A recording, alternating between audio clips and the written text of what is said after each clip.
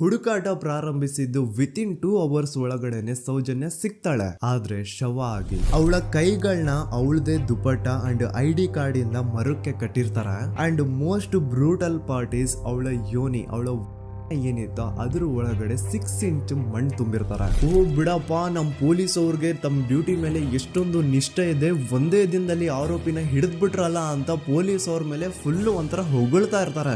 ಆದ್ರೆ ಪಾಪ ಜನರಿಗೆ ಎಲ್ಲಿ ಗೊತ್ತಿತ್ತು ಈ ಕೇಸ್ ನ ರಿಯಲ್ ಆರೋಪಿ ಬೇರೆ ಯಾರೋ ಇದಾರೆ, ಪೊಲೀಸ್ ಅವರೇ ಈ ಕೇಸ್ ನ ಮಿಸ್ಲೀಡ್ ಮಾಡೋದಕ್ಕೆ ಸುಮ್ನೆ ಸಂತೋಷ್ನ ಅರೆಸ್ಟ್ ಮಾಡಿದ್ದಾರೆ ಅಂತ. ಪೊಲೀಸ್ ಅವರು ಈ ಕೇಸ್ ಅಲ್ಲಿ ಕರಪ್ಟ್ ಆಗಿದ್ದಾರೆ, ಪೊಲೀಸ್ ಅವರೇ ಸತ್ಯ ಮುಚ್ಚಿಡ್ಲಿಕ್ಕೆ ಟ್ರೈ ಮಾಡ್ತಿದ್ದಾರೆ. ಹಾಗಾಗಿ ಈ ಕೇಸ್ ನ ಇನ್ಮುಂದೆ ಪೊಲೀಸ್ ಅವರಲ್ಲದೆ CBI ಅವರು ಇನ್ವೆಸ್ಟಿಗೇಷನ್ ಮಾಡಬೇಕು, ಈ ಕೇಸ್ ನ CBI ಒಪ್ಸಿ ಅಂತ ಅಗೇನ್ ಪ್ರೊಟೆಸ್ಟ್ ಗಳು ಸ್ಟಾರ್ಟ್ ಆಗ್ತವೆ. ಸೌಜನ್ಯ ಕೇಸ್ ಒಂದೇ ಅಲ್ಲ, ನಾರಾಯಣ ಹಾಗೂ ಯಮುನಾ ಕೇಸಲ್ಲೂ, ವೇದವಲ್ಲಿ ಕೇಸಲ್ಲೂ, ಆ ಬ್ಯಾಂಕ್ ಮ್ಯಾನೇಜರ್ ನ ಕೇಸಲ್ಲೂ ಹಾಗೂ ಪದ್ಮಲತಾ ಕೇಸಲ್ಲೂ ಸೀದಾ ಡೈರೆಕ್ಟ್ ಡೌಟ್ ಬರೋದೆ ಊರಿನ ಗೌಡ್ರ ಮೇಲೆ. ಸೌಜನ್ಯ ಕೇಸ್ ಬಿಟ್ಟು ಆ ಇನ್ನೊಂದು ಕೇಸ್ ಯಾವುದು, ಅದಕ್ಕೂ ಸಂತೋಷ್ಗೂ ಏನ್ ಸಂಬಂಧ, ಅದ್ರಲ್ಲಿ ಯಾಕೆ ಸಂತೋಷ್ನ ಪೊಲೀಸ್ ಅವರು ಫಿಟ್ ಮಾಡಿದ್ರು ಅಂತ ಪ್ರತಿಯೊಂದು ಹೇಳ್ತೀನಿ.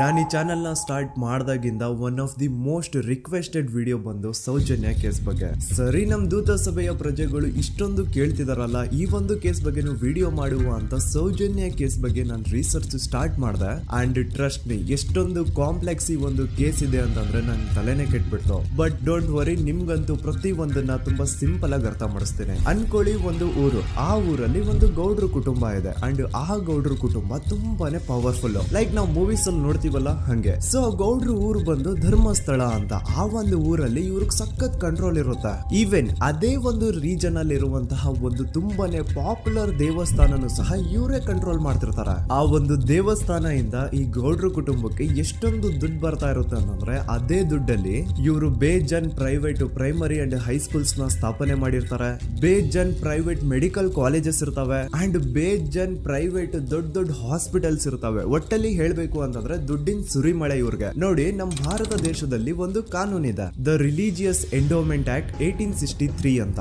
ಬೇಸಿಕಲಿ ಈ ಒಂದು ಕಾನೂನು ಏನ್ ಹೇಳುತ್ತೆ ಅಂತಂದ್ರೆ, ಭಾರತದಲ್ಲಿ ಯಾವ್ದೆಲ್ಲ ಹಿಂದೂ ಟೆಂಪಲ್ಸ್ ಇದಾವೋ ಅವೆಲ್ಲ ಗವರ್ಮೆಂಟ್ ಪ್ರಾಪರ್ಟಿ. ಆ ಹಿಂದೂ ಟೆಂಪಲ್ಸ್ ನ ಮ್ಯಾನೇಜ್ಮೆಂಟ್ ಎಲ್ಲ ಗವರ್ಮೆಂಟ್ ಕೈಗೆ ಹೋಗಿ ಗವರ್ಮೆಂಟ್ ಡಿಸೈಡ್ ಮಾಡುತ್ತೆ ಆ ಮ್ಯಾನೇಜ್ಮೆಂಟ್ ಅಲ್ಲಿ ಯಾರ್ ಕೆಲ್ಸಕ್ಕೆ ಇರಬೇಕು, ಯಾರ್ ಕೆಲ್ಸಕ್ಕೆ ಇರಬಾರ್ದು, ಅಂಡ್ ಆ ಟೆಂಪಲ್ ಇಂದ ಬರ್ತಿರುವಂತಹ ಡೊನೇಷನ್ ಅಮೌಂಟ್ ನ ಏನ್ ಮಾಡ್ಬೇಕು ಅಂತ. ಸೊ ಈ ಒಂದು ಕಾನೂನಿನ ಪ್ರಕಾರ ಗವರ್ಮೆಂಟ್ ಇಂಡಿಯಾದಲ್ಲಿ ಇರುವಂತಹ ಆಲ್ಮೋಸ್ಟ್ ಎಲ್ಲಾ ಹಿಂದೂ ಟೆಂಪಲ್ಸ್ ನ ತನ್ನ ಕಂಟ್ರೋಲ್ ಅಲ್ಲಿ ತಗೋತಾ ಇರ್ಬೇಕಾದ್ರೆ ಗವರ್ಮೆಂಟ್ ಅಫಿಷಿಯಲ್ಸ್ ಧರ್ಮಸ್ಥಳ ಶ್ರೀ ಮಂಜುನಾಥ ದೇವಸ್ಥಾನಕ್ಕೂ ರೀಚ್ ಔಟ್ ಮಾಡ್ತಾರೆ. ಅಂಡ್ ಆಗ ಇಷ್ಟು ದಿನ ಟೆಂಪಲ್ ನ ಕಂಟ್ರೋಲ್ ಮಾಡ್ತಿದ್ದಂತಹ ಆ ಗೌಡ್ರ ಕುಟುಂಬ ಏನ್ ಹೇಳುತ್ತೆ ಗೊತ್ತಾ, ಇಲ್ಲ ಇದು